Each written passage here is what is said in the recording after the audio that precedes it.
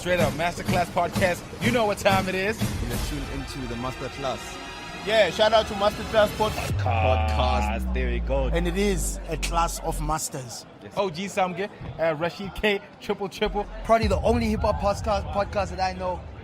First podcast to give me a shout out, so you know the real recognize real. Shout out to the Masterclass Podcast. I'm right here, man, rapping you. Yo, I love what you're doing to hip-hop. And, you know, they're always talking, shining light on us as the artists, Sure. as the music fraternity. And since I appreciate it, so keep on doing what you're doing, man. I Appreciate you, man. Good to see the... Shout out to the Masterclass Podcast. Mwah. Greetings in the name of His Imperial Majesty, the conquering Lion of Judah, Haile Selassie I, the first and the last, Jah Rastafari. Welcome to the Masterclass Podcast, episode 142. Yeah, 142, if I'm not mistaken. We keep going on, and we don't stop. I'm still riding solo, you know. OG is not back from the holidays yet. Still somewhere in the bundus of Mpumalanga.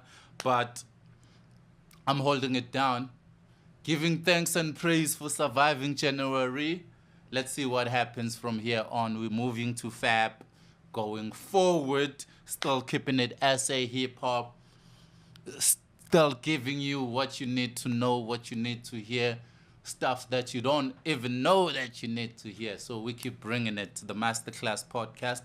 My name is Rashid K, the Beast Ran God, the HNIC, the original article done. You already know. Man, for sure, like I said, we survived January. Before we start the show, I just want to look at what's been happening hip-hop-wise this January. These tracks are out already. There's an IFani versus El Nino situation, you know. And I know how it started. I saw how it started over a song. Had they promoted that song properly, that song would have been big. I think they just got caught up in a split sheet. I need this much percentage. And El Nino was the first one to drop a diss track first, you know. And then after a while, recently, IFani just dropped a response to that diss track. It took a while, but I understand because niggas shoot videos for their diss tracks now, you know. But I'm still saying they slept on that Lil Lozy track. It could have been big if they came together just to push it, you know. But hey, they decided otherwise. And I don't know, they fighting for money.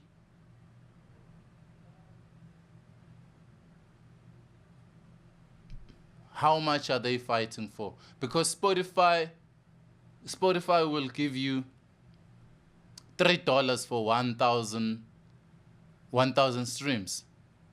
They'll give you $3. That's 55 rand. That's 55 rand. You know, if the song does 10,000 streams, that's 550. Is that what they're fighting for?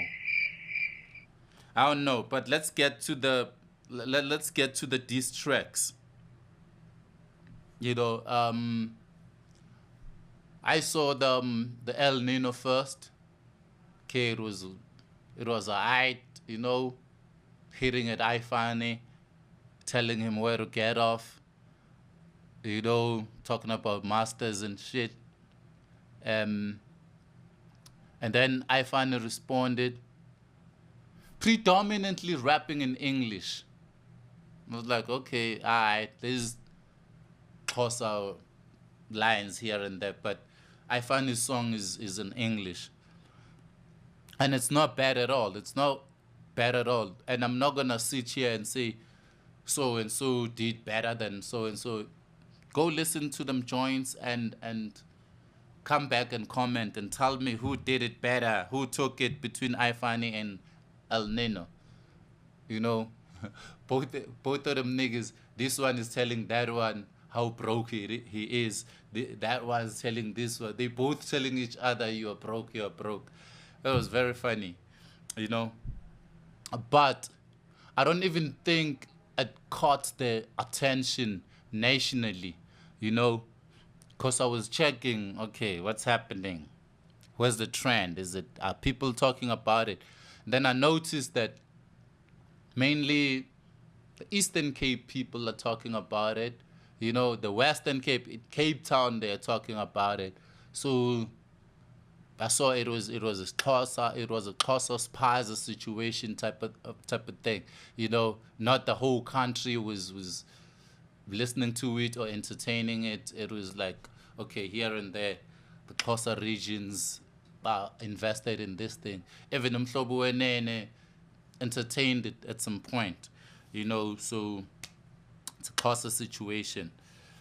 It happens because I've heard a lot of diss tracks in Durban that end up in Durban, you know, they don't even make it to other provinces, you know, especially that Zakwe thing, hood versus hood. You have Wamashu dissing Inanda dissing Umlazi dissing Umkumbane, and so forth and so forth. So it's a regional thing. It ends there. It doesn't catch the fire nationally, you know. Even in Joburg, you have Kasi rappers in Soweto dissing each other, but it ends there. It doesn't catch fire nationally. It doesn't become a topic. I don't know if it's because of the language or because of the status that people just decide to ignore. You know, it doesn't become the talk of the town or the talk of the nation. Like you see Duncan and Big Zulu. You hear people talk about it everywhere, all over the country. Even though both of them niggas is Zulu and they rap in Zulu, you get to hear about it. Maybe it's because of the mainstream level of where they at, you know. I don't know. But yeah, go listen to that IFani diss track and El Nino diss track. They both on YouTube. They got videos, and yeah, I liked it like that. But I'm still not too sure whether it's publicity stunt, it's planned, cause them songs are too short, man, and like 2 minutes, you know. They didn't go all out, like you know. I'm spilling the beans, you know. I'm exposing the dirt. They didn't go that route. But anyway, still, it is what it is, man. The game always needs that. It's part of hip hop. You know what I mean? So yeah, these tracks. I've been involved in some diss tracks myself. You know, it's part of the culture. It's part of the game. So, yeah, I think we can get to the topic for today. Ring a bell there, Nkuli. Yeah, let's get to it. The topic for today was inspired by MT, something he said on El Tito's podcast, talking about Kane Kid rapping too much. So the topic for today, we're going to talk about rapping too much. What is rapping too much? Is it a good thing? Is it a bad thing? Is it necessary? Is it needed in the game? Is it a niche? What is rapping too much? Okay. Let's talk about rapping too much. And I'm not going to demonize it. I'm from the era of rapping too much. And rapping too much at some point was mainstream and commercial. You know, when Nas went 5 times platinum, it was rapping too much.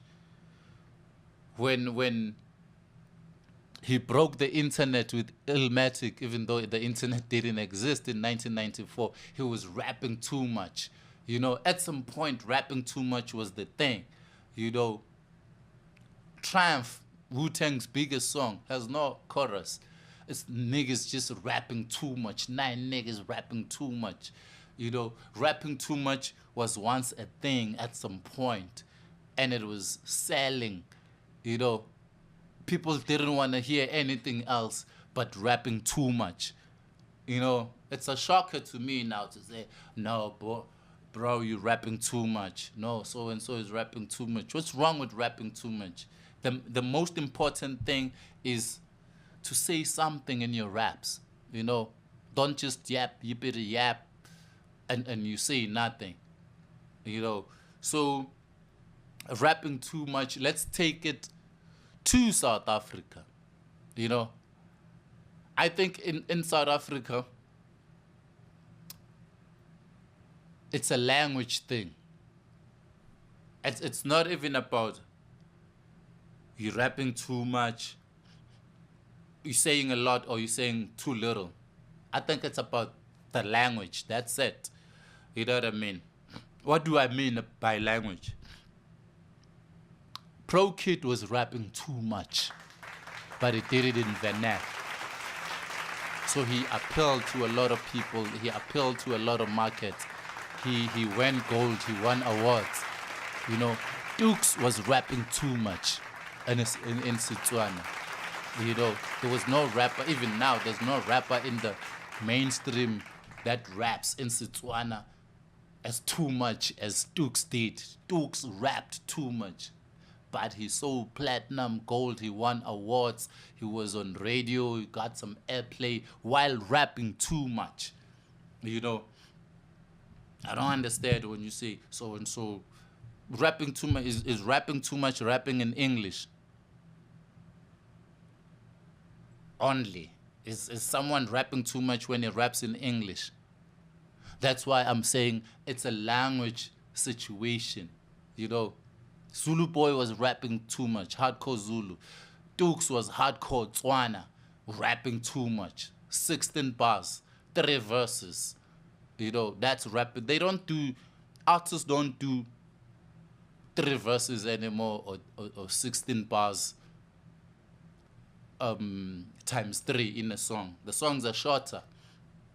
You know, it doesn't mean they're better than those who are rapping too much or who used to rap too much. I think that rapping too much thing becomes a problem when it's in English. Like, Dumi, Stogie T raps too much. Kane Kid raps too much. P.O raps too much. You know, the rapping too much becomes a problem when it's in English. You know, Pro Kid can do it. You know, Dukes can do it. Zakwe can do it and go gold. The Zulu Boy can do it and win awards. But as soon as it's optical illusion, as soon as it's Zaps, as soon as it's proverb, you guys are rapping too much, you know. So hence I'm saying it's a language problem. In South Africa, it's a language problem. People have a problem with English and they don't want to come out and say, hey man, we hear you rapping, but we don't understand. Not that you're rapping too much, because we've had rappers rapping in other languages, rapping too much, you know. So just admit it and say it's a language barrier. You know, we just came from the Drake versus Kendrick situation, where they were rapping too much. Those diss tracks are like 6 minutes, 7 minutes, you know. But not even once did I hear anyone complain, say, yo, these guys are rapping too much. Those tracks were 6 minutes, 7 minutes, you know. No, not even a single person complained about rapping. Instead, that they sold more. They're approaching billion streams now. You know, they made a lot of money. They went platinum, double platinum, a diss track going platinum. You know, they're probably going to win awards with those diss tracks. Somebody's going to get a Grammy, you know. Nobody complained about rapping too much. Where does this thing of rapping too much come from? You know, if you wanna sing on your little songs, sing, but don't talk down on lyricists that are still keeping it pure, who still care about the culture, who still care about lyricism. You know, hip hop is not for dummies. If you wanna do radio, do mainstream, okay, sing your raps, it's fine. Sing your raps and appeal to whoever don't even understand hip hop, you know, because I think if you're about the music, it's fine, but if you're about hip hop, be about hip hop, you know, because a lot of these artists are not about hip hop, you know, they don't even understand rap battles. You don't even see them attending rap battles, you know, they don't even understand other elements of hip hop. You know, they see a graffiti there, which is an element of hip hop. They have no idea what's happening there. They just wanna go shoot videos. You stand in front of the wall, you know. You don't even care whose piece it is. You won't even credit, you know. So we have a lot of talented artists who are just musicians, but they're not hip hop heads, and they think they can give us opinions. They think they can teach us and tell us about the game. That's fine. You manage to crack the mainstream with your melodies and with your harmonies, and you can rap for the kids. You know, you can recite your nursery rhymes, you know, but don't think for a second that you're an expert when it comes to the culture or when it comes to the game. So ain't no such thing as rapping too much, you know. If you are lazy and your fans are lazy and your listeners are lazy, they can't listen to someone dropping bars for 7 minutes and like that's rapping too much. It's fine. They can stick to that bubblegum rap, you know, that bubblegum hip hop, you know. And I've heard a lot of artists making excuses, saying, we're rapping for the kids, we're rapping for the birdies. That's bullshit. That's bullshit, man. You know, Nas started writing the Illmatic at age 16, 17, 18. And he dropped arguably the best hip-hop album. He was a kid, he was a teen when he wrote the best hip-hop album of all time, the Illmatic. You know, now you want to tell me that kids don't understand that level of lyricism. You're using the kids for your stupid rhymes to dumb it down. Like, no, I'm rapping for the kids. I'm rapping for the honeys. Are ladies stupid? You know, you were in the same class with the ladies. They probably they got better grades in English poetry than you. So you're gonna dumb it down for them. Who said they stupid? You know, we're justifying our dumb shit and our stupid lyrics and our dumb lyrics by saying we're doing it for the kids, we're doing it for the baddies, you know, so and so is rapping too much. That's bullshit. You know, if you appreciate the art, you'd appreciate the art. You know, you'd know the difference between Rasta and Picasso. You know, you can't say Lamb. Rasta is commercials, doing it for the funerals. You know, good art is good art. Just because this one is famous, it's everywhere, doesn't mean it's good. You know, because you have the numbers, you have 1 million monthly listeners. You can have 2, 3, 4 million listening to bullshit, following bullshit. You cannot use numbers and say my shit is better than yours. You know, the guy who has 10,000 followers that you say he raps a lot, he's still better than you. You know what I'm saying?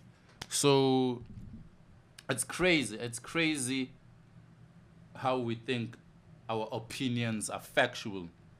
They're not even mine. You know, opinions are like assholes because everybody got one. The problem becomes when assholes themselves having opinions. You know what I mean? But that's how it is. That's how hip-hop is. Alright, man. So you heard my story. You heard my opinion. I don't believe in such a thing as rapping too much. Rap is rap. We've had people rapping for 25 minutes, dropping 300 bars, dropping 150 bars. You know, that's a new thing. Nobody said Big Zulu was rapping too much when he dropped 100 bars, when he dropped 150 bars, when he dropped 200 bars. Nobody said you're rapping too much, because why? You could understand every word. It becomes rapping too much when it's in English, because your vocab is limited. Alright, man, enough about this rapping too much stuff. Let's move to free period, Nkule. Let's get it. Who do we have? The free period is a segment or a feature where we profile rappers and producers. You know, people that you need to look out for. With the rappers, we have female rapper by the name of Pepsurah. Pepsurah, all the way from Durban, you know, if I'm not mistaken, but I'm not sure which hood, which part of Durban, but I know she's from Durban. You know, I've been eyeing her, making her moves, hood versus hood, performing there. I see she's dropping songs, she's dropping videos. Look out for Pepsurah in 2025.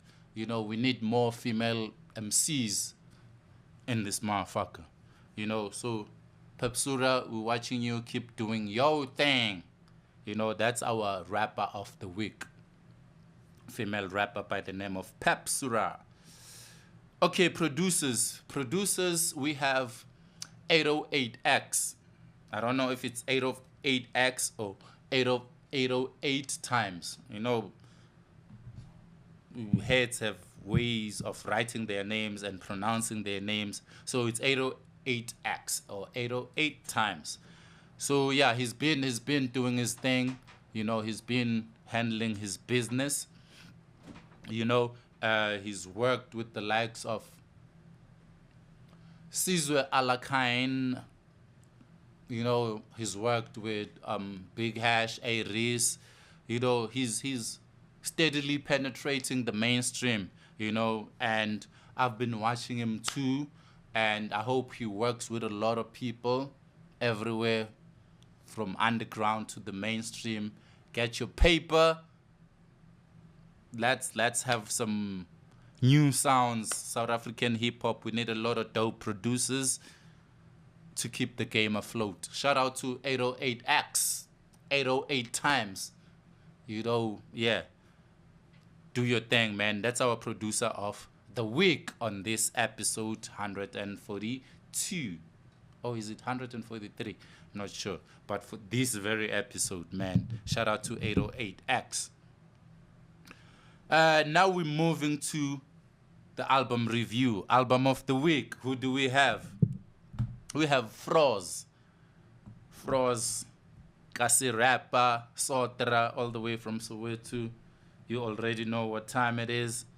You know, I was listening to this album like a couple of times. You know, it's a dope Kasi rap album. You know, and he didn't go for typical hip hop beats. It's quite a wish. It's quite a with the imagine Kwaito with the lock drum. So he was going for that vibe.